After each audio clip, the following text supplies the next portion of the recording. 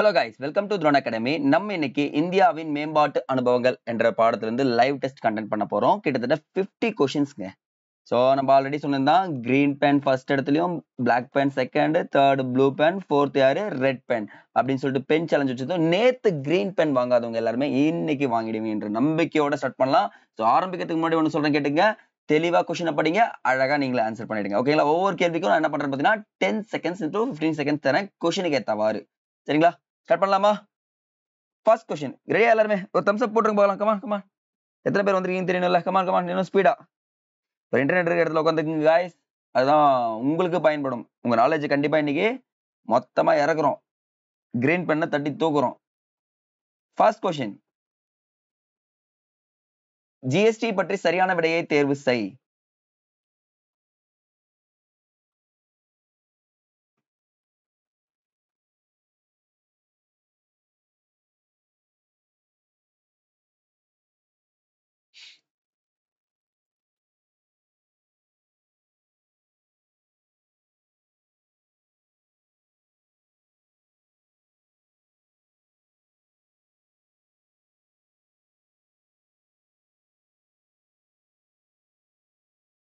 Come on come on come on, ஸ்பீடா. It's God God God. ஆனா சின்ன ட்விஸ்ட் வச்சிருக்கோம். Okay, come on come on. என்னன்னு பாத்தீங்கன்னா, first one right, second one right, third one right. July இது ஒன்று வெள்ளிக்கிழமை கிடையாதுங்க, திங்கள் கிழமை கொண்டு வரப்பட்டது அப்படின்னு சொல்லிட்டு புக்லேயே கொடுத்துருக்காங்க. செக் பண்ணிக்கோங்க. அப்போ ஆன்சர் வந்து பாத்தீங்கன்னா சரின்னு பாத்தீங்கன்னா 1 2 3 தான் சரியான பதில் அப்படின்னு சொல்லிட்டு முடிக்கிறோம். ஓகேங்க. செகண்ட் கொஸ்டின் பாருங்க. சிறப்பு பொருளாதார மண்டலங்களில் இயல்புகளில் தவறானதை தேர்வு செய். இங்க கேட்டிருக்கு தவறு.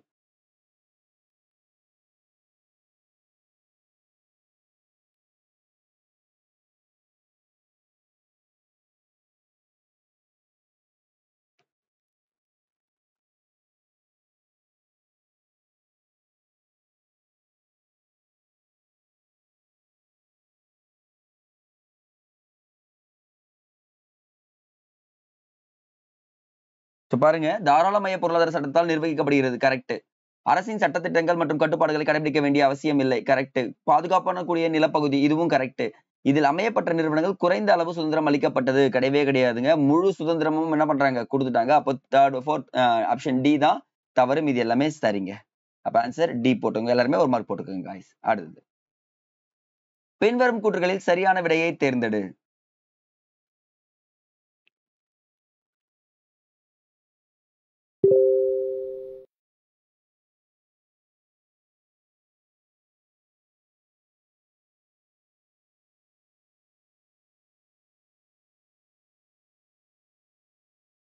சரியானது கேட்கிறப்ப பாருங்க, இந்தியாவில் 1947ஆம் ஆண்டு சுதந்திரம் அடையும் போது பொருளாதாரத்தில் பின்தங்கிய நிலையே இருந்தது. கீவேர்ட். அறிவியல் தொழில்நுட்ப பின்தங்கிய நிலையிலே இருந்தது. ஓகே. தொழில்மயம் மிக குறைவாக உறுதியின்றியும் இருந்தது. கரெக்ட். விவசாயத்துறை நிலப்பிரபுக்களின் கையில் இருந்தது, ஜமீன்தார்ஸ் கையில. உற்பத்தி திறன் மிக குறைவாக இருந்தது. கரெக்ட்.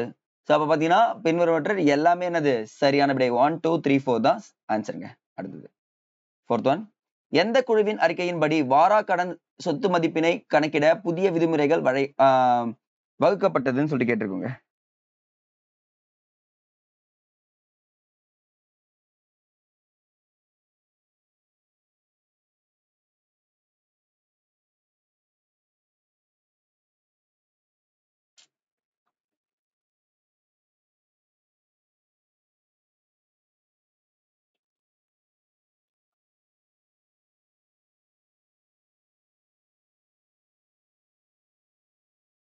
யாரு யாரு யாரு? Speedo speedo. Good good good good. Narasimha குழுவின் அடிப்படையில் தான் இந்த வாரா கடன் மற்றும் சொத்து மதிப்பு. ரொம்ப ரொம்ப இம்பார்ட்டன்ட் கொஸ்டின்ங்க. சோ நோட் பண்ணி வைங்க गाइस. அடுத்தது ஃபிஃப்த் ஒன், பின்வரும் நோற்றில் தாராளமயமாக்கலின் அம்சங்கள் எவை?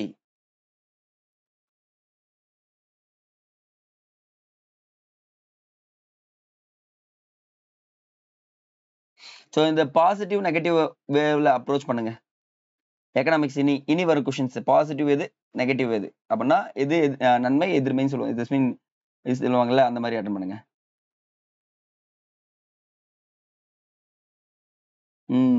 தாராளமயமாதல்னா தனியார் துறை. அப்ப ஃபோர்த் ஒன் எலிமினேஷன் முடிஞ்சு போச்சு. எல்லாமே முடிஞ்சா பாருங்க. அரசு முதலீடு அதிகரிப்புன்னு வந்திருக்கணும் இந்த இடத்துல, என்ன குறைவுன்னு வந்திருக்கு. அப்ப பாத்தீங்கன்னா ஃபர்ஸ்ட் செகண்ட் தான் ரைட் ஆன்சர், 1 and 2 தான் சரிங்க. தாராளமயமாதல் தான். அடுத்தது, உள்நாட்டு பொருளாதாரத்தை ஏனைய உலக பொருளாதாரத்தையும் இணைப்பது டேஷ் எனப்படும். இது ஒரு கான்செப்டான கொஸ்டின்.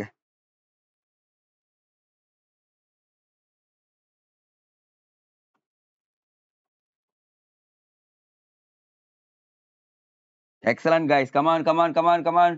முதல்ல விழுந்தாலும் எழுந்துச்சு நின்று ஓடுவோன்ற அளவுக்கு ஓடிட்டு இருக்கீங்க. Excellent excellent excellent. உலகம் வர்றப்ப என்ன வந்துடணும், உலகமயமாதல் அப்படின்ற ஒரு பாயிண்ட் வந்துட்டு இருக்கணும் நேரத்துல. அடுத்தது 7th one, கீழ்கண்டவற்றில் உலகமயமாதலின் அளவீடுகளை தேர்வு செய்.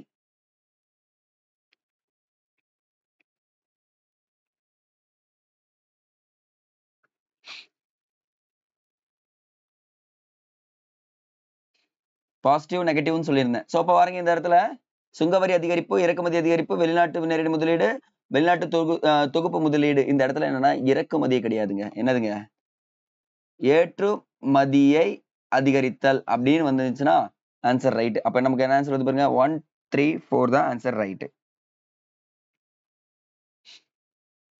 பொதுத்துறை நிர்வாகத்தையும் உரிமையையும் மாற்றுவது டேஷ் என்பதை குறிக்கும்.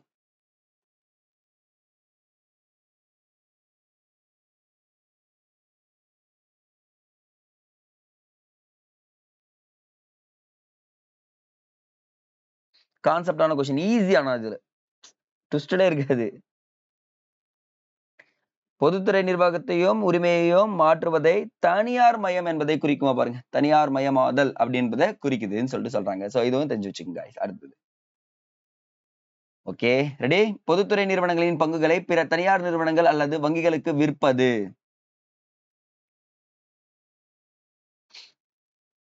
இங்கிலீஷ்ல இது ஒரு நல்ல டேர்ம்ங்க.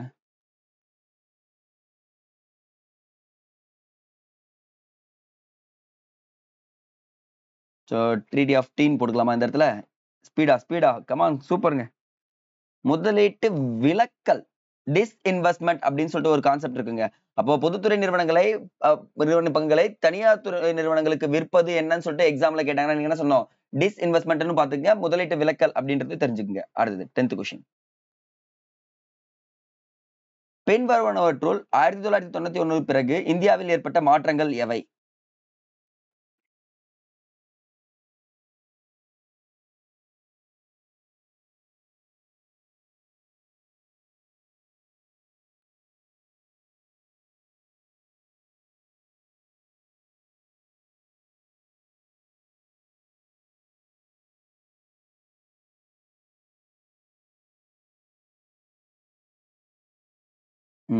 முடிச்சிங்களா? இந்த இடத்துல சிக்கல்கள் வணிகத்தின் வாயிலாக வளரும் நாடுகளுக்கு பரவவில்லை அப்படின்றது. அப்ப செகண்ட் எலிமினேஷன் ஏற்பட்டுன்னா 1, 3, 4 தான் ஆன்சர் ரைட். ஏன்னா வளர்ந்த நாடுகளின் பொருளாதார சிக்கல்கள் வணிகத்தின் வாயிலாக வளரும் நாடுகளுக்கு பரவல, வளர்ந்த நாடுகளுக்கு தான் பரவிருக்கு அப்படின்னு சொல்லிட்டு சொல்றாங்க. சோ அப்போ ஆன்சர் டி தாங்க. அடுத்து 11th one, ஏற்றுமதி உதவிகளை எத்தனை சதவீத அளவு குறைக்க இந்திய தயாரிப்பு என்ற கருத்து உருவாக்கப்பட்டது? மேக் இன் இந்தியான்னு சொல்லுவாங்கல்ல, அந்த ஸ்கீம்.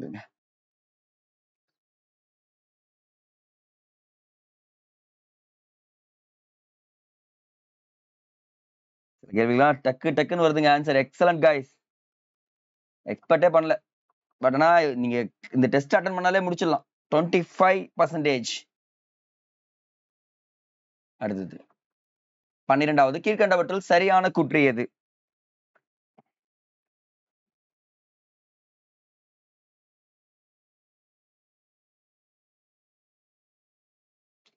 புதிய தொழில் கொள்கை ஜூலை 24, 1990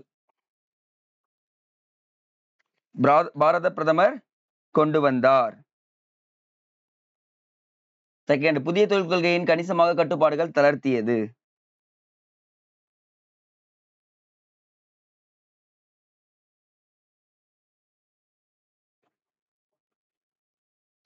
யோசிச்சு போடுங்க. அப்ப என்னதுங்க, 90 கிடையாது, என்னது 1991. அப்ப என்ன ஆன்சரு? ஏ சரிங்க, ஏ கிடையாது, பி மட்டும் தான் ஆன்சர். இது என்ன பண்ணுது, கணிசமான, என்ன சொல்றாங்க, கணிசமான கட்டுப்பாடுகளை தளர்த்தியது அப்படின்னு சொல்லிட்டு சொல்றாங்க. 2 தான் ஆன்சர் ரைட், 1 கிடையாதுங்க. So LPG regulation privatisation liberalisation, privatisation and globalisation சொல்லுவாங்கப்பா. எல்பிஜி கொண்டு வரப்பட்டதும் 1991 தான் அப்படின்னு சொல்லிட்டு சொல்றாங்கப்பா. அடுத்தது 13வது, கீழ்கண்டவற்றில் தொழில் கொள்கையில் அரசு எடுத்த முயற்சிகள் எவை?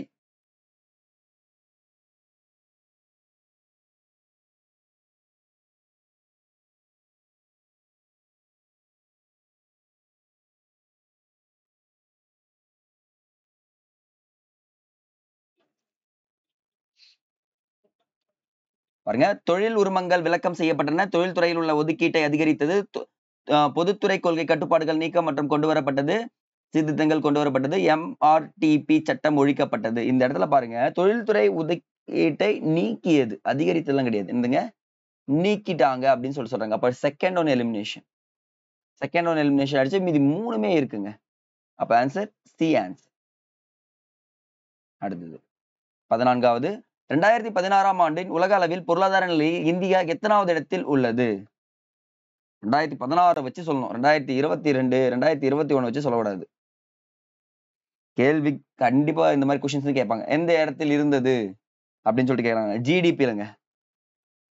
இப்ப புரிஞ்சிடும் நினைக்கிறேன். சூப்பருங்க, நம்ம தான் அப்படின்றத காமிச்சிடுறீங்க. சூப்பருங்க சூப்பருங்க. 7வது இடத்தில் இருந்தது அப்படின்னு சொல்லிட்டு முடிக்கிறாங்கப்பா. அடுத்தது 15வது கேள்வி, கீழ்கண்டவற்றுள் சரியான கூற்று எது?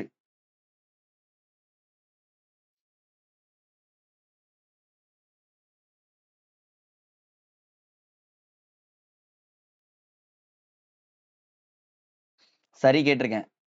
சோ ஆசிய நாடுகள் மொத்த உற்பத்தியில் சீனா, இந்தியா, வங்கதேசம் 3வது இடத்தில் உள்ளது. 2016ஆம் ஆண்டு மொத்த ஆசியாவின் ஜிடிபியில் 8% இந்தியாவின் பங்காக உள்ளது.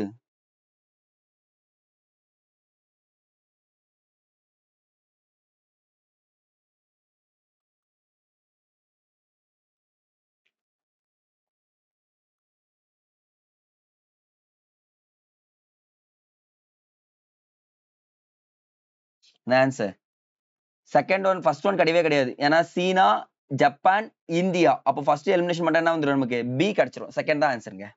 Good good good. 2010ஆம் ஆண்டில் டேஷ் குழு ஏற்படுத்தப்பட்டது. ஏதோ ஒரு குழு ஏற்படுத்தப்பட்டது. என்ன குழுங்க, கரெக்டா சொல்லுங்க பார்க்கலாம், ஸ்பீடா. வாங்க வாங்க வந்துட்டீங்க. அவ்வளவுதாங்க, போட்டி குழு ஏற்படுத்தப்பட்டது. எக்ஸாம்ல கேட்பாங்க, போட்டி குழுவுடைய பரிந்துரைகளும் கேட்கறதுக்கு வாய்ப்பு இருக்கு, நம்ம படிச்சுக்கலாங்க. அடுத்து 17வது, கீழ்கண்டவற்றுள் சரியான கூற்று எது?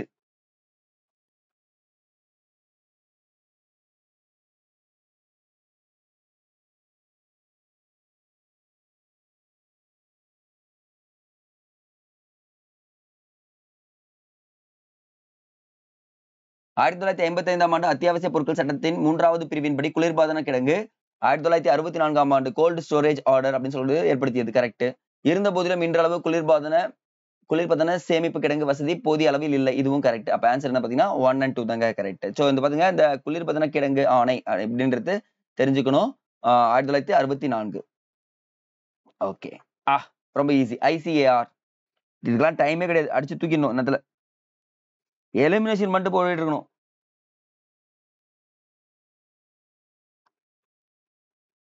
Excellent excellent. Good good good good guys. On fire mood sir. இன்னைக்கு கிரீன் பென் வாங்கி ஆகணும்னு இருக்கீங்க. இந்தியன் கவுன்சில் ஆஃப் அக்ரிகல்ச்சர் பாருங்க, இன்டர்நேஷனல் முதல்ல தூக்கிட்டு இருக்கலாம். இருக்கிறது இந்தியன் கமிஷனா கவுன்சிலான்னு சொல்லிட்டு பாக்குறப்போ கமிஷன் கிடையாது, கவுன்சில் தான் சொல்லிட்டு போட்டுக்கலாங்க. சில இடங்கள்ல சில வார்த்தை ஜாலங்கள் இருக்குங்க, பாத்துக்கலாங்க. அடுத்தது, உழவர் கடன் அட்டை குறித்து பின்வரும் கூற்றுகளில் சரியானவற்றை தேர்ந்தெடு.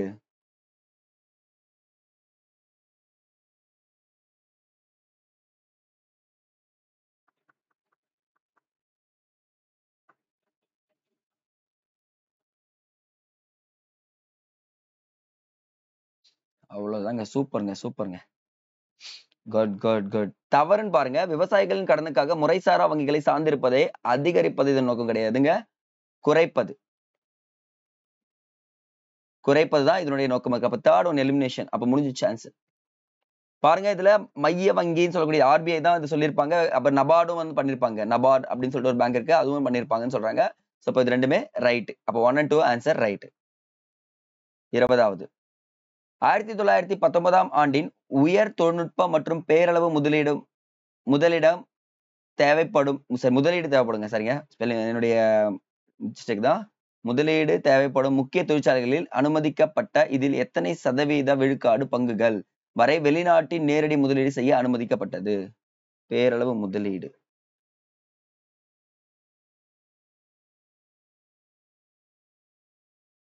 புதிய தொழில் கொள்கைக்கு அப்புறம் டைப் பண்றப்போ சின்ன மிஸ்டேக் ஆயிடுச்சு, கோச்சுக்கலாம். சரிங்க, கோச்சுக்காதீங்க. Okay okay okay, super super super. Answer B 51% அப்படின்னு சொல்லிட்டு சொல்றாங்கப்பா. அடுத்தது 21. புதிய தொழில் கொள்கையின் மூலம் எந்த துறைகள் மட்டுமே பொதுத்துறைக்கு ஒதுக்கீடு செய்யப்பட்டது? Trinity of D apply 10 seconds.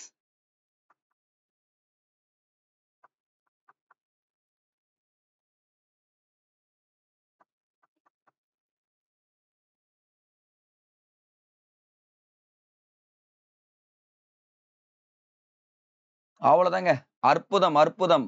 134 அணுசக்தி சுரங்கம், சரிங்க 135 ரயில்வே. அணுசக்தி சுரங்கம் ரயில்வே அப்படின்னு சொல்லிட்டு முடிக்கிறாங்க. பி ஆன்சர் போட்டவங்க எல்லாருமே என்ன பண்றீங்க? மார்க் போட்டு வச்சுக்கோங்க guys. அடுத்தது 22வது. உழவர் கடன் அட்டை திட்டத்தில் கடன் வழங்காத வங்கியை தேர்வு செய். ஏதோ ஒண்ணு கடன் வழங்கலையாங்க. யாருங்க அவரு?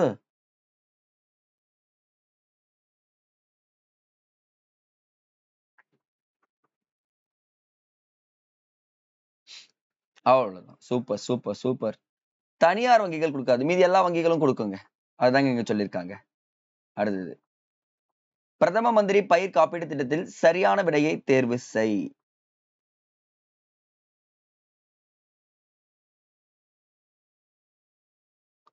Trinity of D apply. யார் கரெக்டா சொல்றீங்களோ அவங்களுக்கு என்ன பண்ணிடலாம்? அமுச்சு விடலாங்க. அட்ரஸும் பின் பண்றேங்க. நான் அது சேலஞ்ச் பண்றேங்க.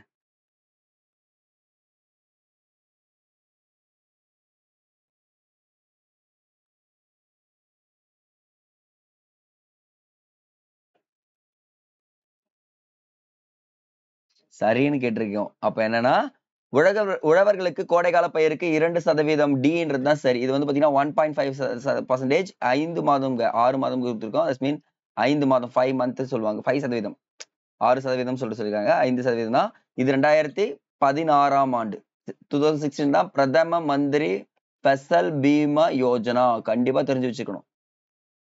நெக்ஸ்ட் கிரைட்டீரியா வச்சுலாம் கொஸ்டின்ஸ் கேட்பாங்கப்பா.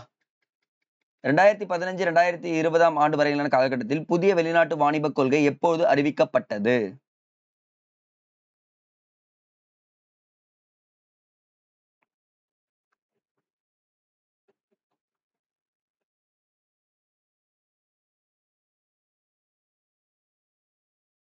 அவ்வளவுதாங்க. Super super super super. ஏங்க எக்கனாமிக்ஸ் ஆன் ஃபயர் ஆயிடுச்சு போலகுது.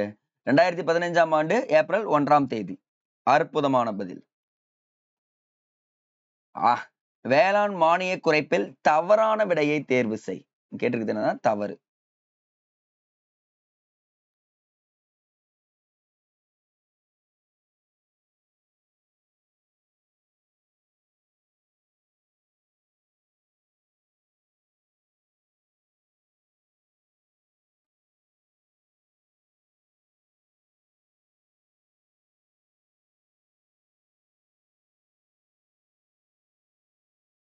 கரெக்ட் தான். பாரம்பரிய வளர் ஊக்குவிக்கப்பட்டது மானிய கோரிக்கை வைக்கும்போது. அதே மாதிரி 30% விழுக்காடு அதிகரிச்சது கரெக்ட். மின் கட்டணம் அதிகரித்தது கரெக்ட். வேளாண் பொருட்களின் விலை என்ன ஆகல, ஆனாலும் குறைஞ்சது தான் இருந்துச்சுன்னு சொல்றாங்க. அப்ப ஆன்சர் வந்து பாத்தீங்கன்னா டி தான் தவறு. மீதி எல்லாமே ரைட். அப்ப இந்த இடத்துல குறைந்தது அப்படின்னு ஆன்சர் இருந்தா ரைட்டுங்க. கீழ்கண்டவற்றுள் சரியான கூற்றை தேர்ந்தெடு.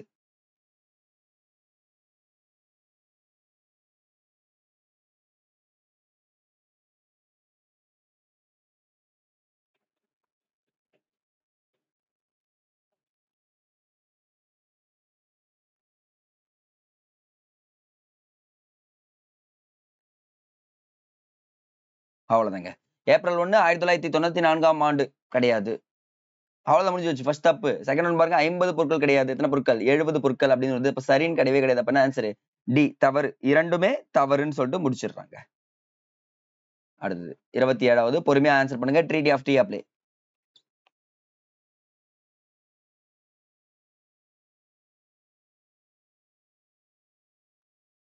ஃபர்ஸ்ட் கொஸ்டின்லாம் பார்த்துட்டு வந்தீங்கன்னா ஈஸியா அடிச்சிடலாம்.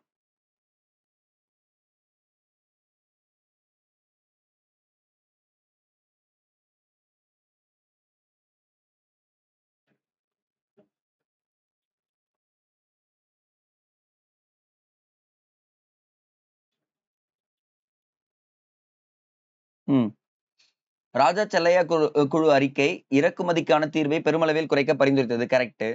உச்ச அளவாக ஞாபகம் இருக்குங்களா? உச்ச அளவாக இவ்வளவு கிடையாது, 50%, 50%. இந்த தீர்வுகளை படிப்படியாக செகண்ட் ஒன் எலிமினேஷன் முடிஞ்சிச்சு. செகண்ட் இல்லனாலே நமக்கு என்ன ஆன்சர் வந்தது பாருங்க. ஸோ மீதி எல்லாமே ரைட்.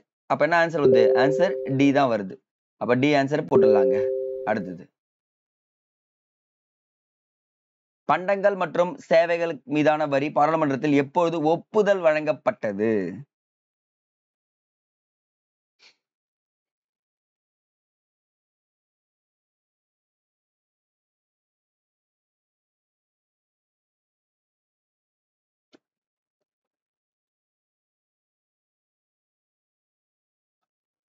அவ்வளவுதாங்க. Super super super. 29 தான் ஒப்புதல் கொடுத்திருப்பாங்க. நடைமுறைக்கு வந்தது தான் என்னது? ஜூலை 1. ஞாபகம் இருக்குங்களா? வெள்ளிக்கிழமை கிடையாது, என்னது மண்டே. ஃபர்ஸ்ட் கொஸ்டினே என்ன பண்ணிருப்பீங்க நீங்க? கொஞ்சம் தலை சுத்தி இருக்கும்.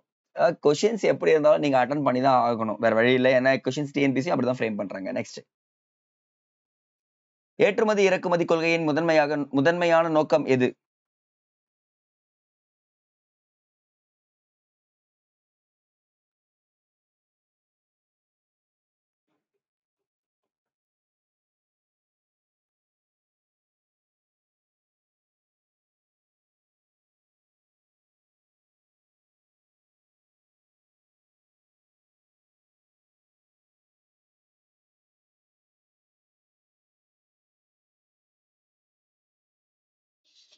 கரெக்ட் தாங்க.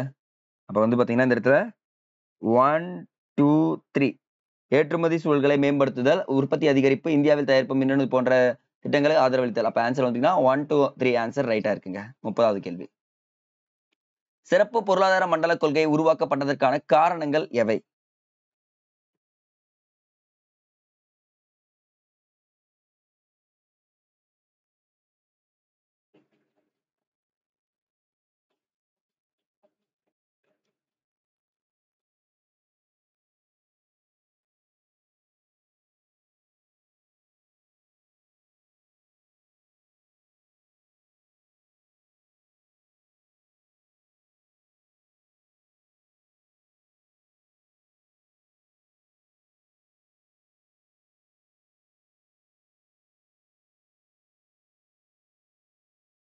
அவ்வளவுதாங்க. 1 2 3 ஆன்சர் ரைட்டுங்க. கட்டுப்பாடுகளை சமாளித்த உட்கட்டமைப்பு சிதைவுப்படுத்தல், குறைவான நிதி, நேரடி முதலீடுங்க. அப்போ 1 2 3 ஆன்சர் ரைட்டா இருக்குங்க. அடுத்து 31வது ஸ்பீடா போலாங்க.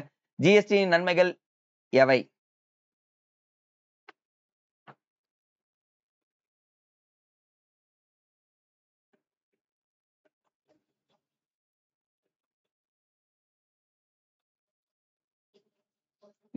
எல்லாமே வருமா பாருங்க. அடுக்கு வரி விளைவுகளை நீக்கியது, ஒருமுனை வரியாக உள்ளது, பதிவுக்கான பாசலாக உள்ளது, ஒரு சிறிய நிறுவனங்களுக்கான கலவை திட்டங்களே உள்ளன அப்படின்னு சொல்லிட்டு முடிக்கிறாங்க. அப்ப ஜிஎஸ்டில இது எல்லாமே இருக்குன்னு சொல்லிட்டு சொல்றாங்கப்பா. அடுத்து, போட்டிக்குழுவை பற்றி சரியான விடையை தேர்வு செய். என்ன கேள்வினா சரி.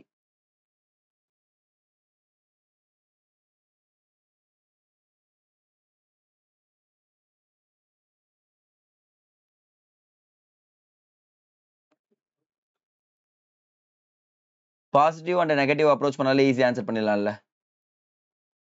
பொருளாதார போட்டியை இது அதிகரிக்கவில்லை, தனியார் துறை போட்டியை அதிகரித்தது, வெளிநாட்டு நிறுவனங்களை ஏற்கவில்லை, தனியார் துறை போட்டியை ஏற்படுத்தவும் வெளிநாட்டு நிறுவனங்களை ஈர்த்தது.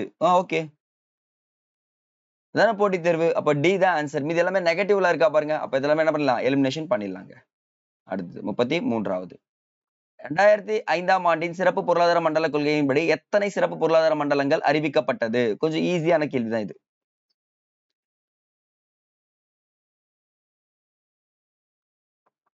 13வது, அவ்வளவுதான். அற்புதம். Good good good.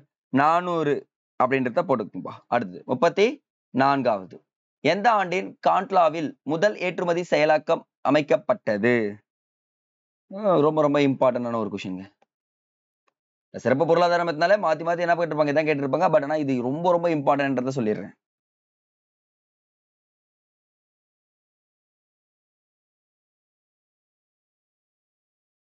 அவ்வளவுதான். Answer D. 1965ஆம் ஆண்டு தான் ஏற்றுமதி செயலாக்க மண்டலம் அமைக்கப்பட்டது. அவ்வளவுதாங்க. அடுத்து வாங்க 35வது, சிறப்பு பொருளாதார மண்டல கொள்கை எந்த ஆண்டு வெளியிடப்பட்டது? ஸ்பெஷல் எக்கனாமிக் ஜோன் சொல்லுவாங்க.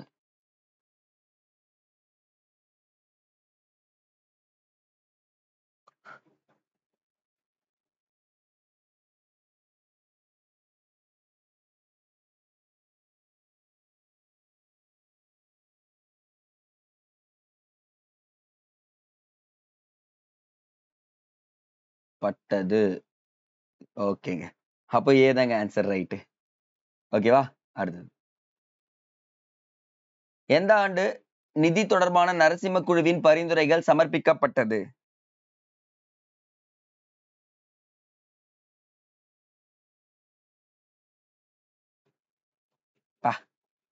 ஆன் ஃபயர் மூட் சார் இந்த கொஸ்டின்லாம். இந்த கேள்விதான் நீங்க முதல்ல கேட்டிருக்கணும் அப்படின்னு சொல்லிட்டு சொல்றீங்களா? குட்ங்க. 91. அடுத்தது. வர்த்தக கொள்கை சீர்திருத்தங்கள் தொடர்பாக அமைக்கப்பட்ட ராஜா செல்லையா குழுவின் பரிந்துரையின்படி அதிகபட்ச இறக்குமதி சுங்கத் தீர்வை எத்தனை சதவீதம் ஆகும்?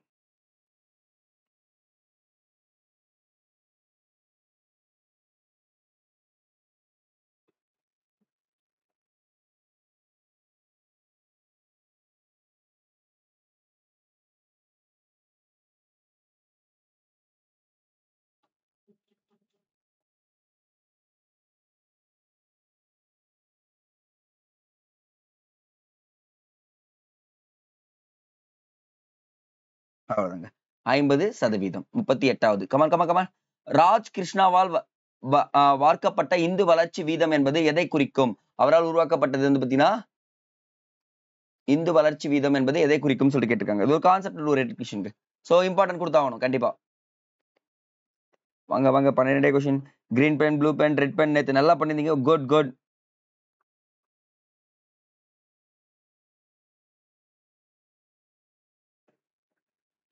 இது ஈஸியான எலிமினேஷன் இருக்கா பாருங்க. இதுக்கு வராது, இதுவும் வராது, இதுவும் வராது. குறைவான பொருளாதார வளர்ச்சி அப்படின்னு சொல்லிட்டு சொன்னாலே இது இந்து வளர்ச்சி வீதம் அப்படின்னு சொல்லிட்டு சொல்றாங்கப்பா. அடுத்தது.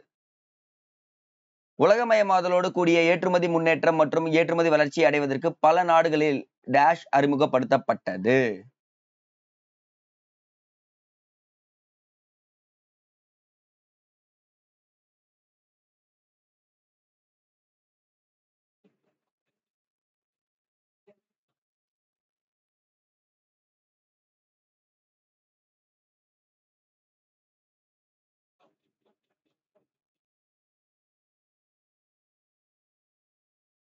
ஸ்பெஷல் எக்கனாமிக் ஜோன் தாங்க பண்ணி கொண்டு வந்திருப்பாங்க. அடுத்து 40வது கேள்வி. மதிப்பு கூட்டு வரி என்பது டேஷ்.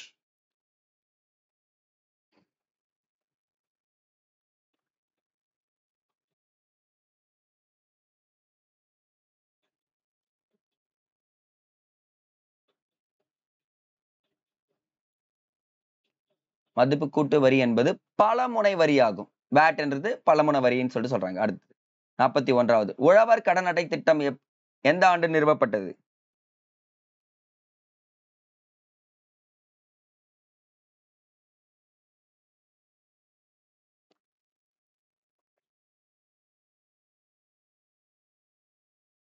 அவ்வளவுதாங்க. சூப்பருங்க.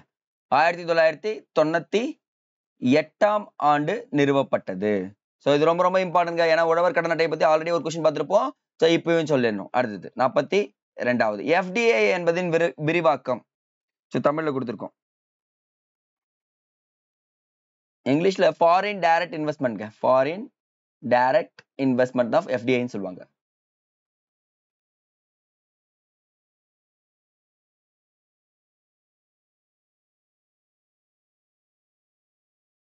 அவ்வளவுதாங்க. சூப்பருங்க சூப்பருங்க.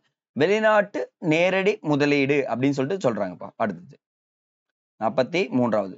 நிதி பற்றாக்குறை மொத்த உள்நாட்டு உற்பத்தியில் எத்தனை சதவீதத்திற்கு மேல் இருக்கக்கூடாது? TDFT apply. யார் ஆன்சர் பண்றீங்கன்னு பார்க்கலாம்.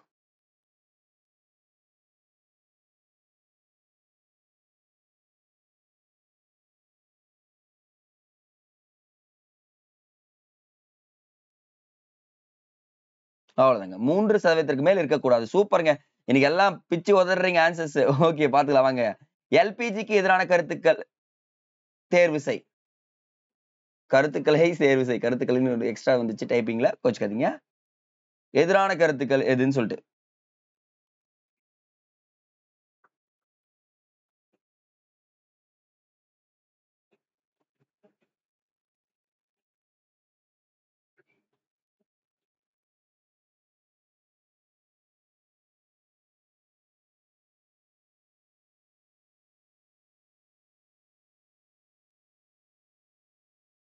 Super super super super good. பாருங்க இந்த இடத்துல பாசிட்டிவ் அண்ட் நெகட்டிவ் பாத்தீங்கன்னா வளர்ச்சி குறைந்த நாடுகளின் நலன் பாதுகாக்கப்படும் கிடையவே கிடையாது, நலன் பாதிக்கப்படும். என்ன சார் சொல்றீங்கன்னா ஃபர்ஸ்ட் பாருங்க, உள்நாட்டு நிறுவனங்கள் பாதிப்புக்குள்ளாகும். இது கரெக்ட், அவன் தான் சொல்லியிருப்பாங்க. ஆதிக்கம் நிறைந்த நிறுவனங்கள் மட்டுமே தொழிலில் நீடித்திருக்க முடியும். இதுவும் கரெக்ட். வளர்ந்த நாடுகள் மேலும் வளரும். இதுவும் கரெக்ட். ஆனா வளர்ச்சி குறைந்த நாடுகள் நலன் பாதுகாக்கப்படும்ன்றது தவறு. அப்ப ஆன்சர் என்னது? இது மட்டும் தான் சொல்றாங்க. அப்போ இந்த கருத்துக்களை தேர்வு செய்யறப்போ இந்த தவறானது அப்படின்றப்போ இந்த வேறுபட்டதுன்னு சொல்லிட்டு சொல்லலாம் இந்த கொஸ்டின்ஸ் கேட்கிறப்பவே. ஏன்னா மூணுமே ரைட்டா இருக்கு. அப்போ ஒண்ணு மட்டும் தான் தவறா இருக்கு. இப்படிதான் நீங்க செலக்ட் பண்ணணும். சில கேள்விகள் இப்படி ட்விஸ்டடா வைக்க ஆரம்பிச்சிட்டாங்க டிஎன்பிஎஸ்சி. அடுத்தது, இந்தியாவின் முதல் சிறப்பு பொருளாதார மண்டலம் ஏற்படுத்தப்பட்ட இடம். அதெல்லாம் லட்டு கேள்வி சார். அவ்வளவுதாங்க.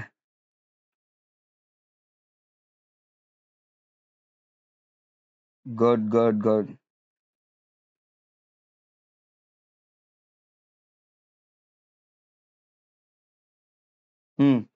ஆன்சர் சி, காண்ட்லால தான் ஏற்படுத்தப்பட்டிருக்கும். அடுத்தது 46வது, நிதித்துறை சீர்திருத்தங்கள் முக்கியமாக எந்த துறைக்கானது? நிதித்துறை சீர்திருத்தங்கள்.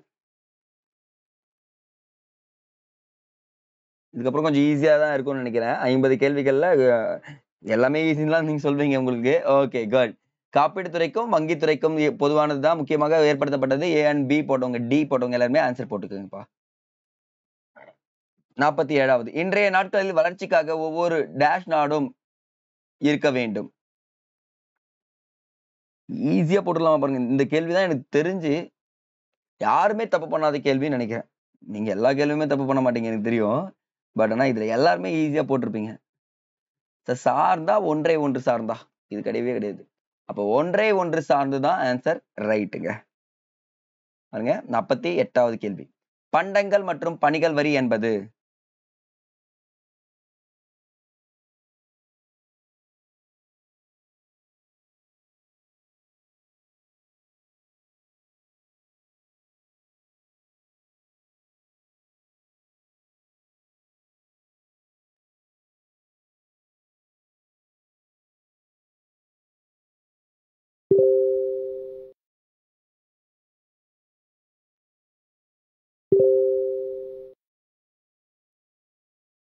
பாருங்க இது கொடுத்துட்டாங்க.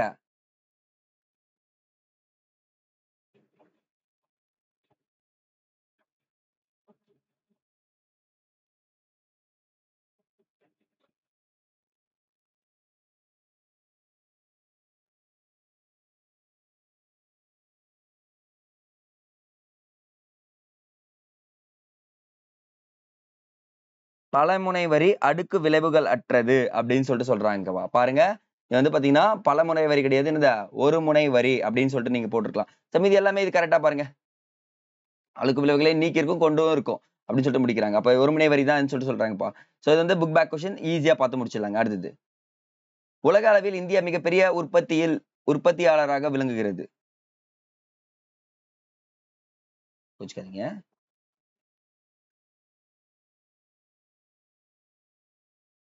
ஏதோ ஒரு இடத்துல எதோ உற்பத்தியில அதிகமா பெருசா இருக்குன்றாங்க.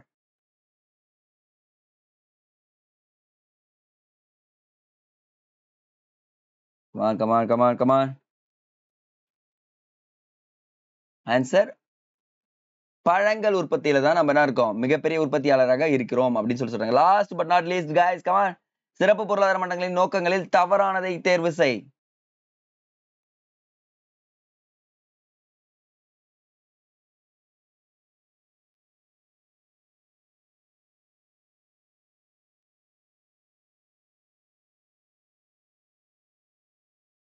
ஈஸியா பாசிட்டிவ் அண்ட் நெகட்டிவ் போட்டீங்கன்னா ஈஸியா அடிச்சிடலாம். லாஸ்ட் வெயிட் பண்ணுங்க, ஒரு ப்ராவர்போட முடிச்சிடலாம். இன்னைக்கு சொல்ல போற ஒரு ப்ராவர்ப் வந்து பாத்தீங்கன்னா ரொம்ப ரொம்ப இம்பார்ட்டன்ட்ங்க.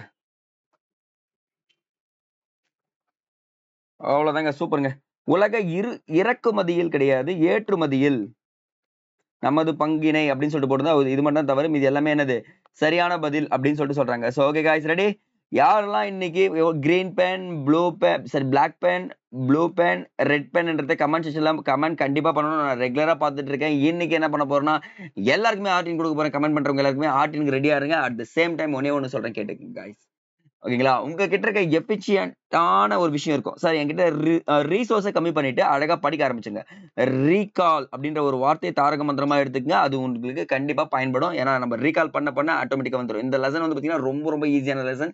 ஈஸியா நீங்க முடிச்சிருவீங்கன்றத நம்புறேன். கமெண்ட் செக்ஷன்ல கமெண்ட் பண்ணிட்டே வாங்க. நான் பார்த்துட்டே வந்துடுறேன். Good, good, good, good. So okay. Anyway எல்லாருக்குமே குட் சொல்லிடுறேன். Wish you all the best guys. பார்க்கலாம்.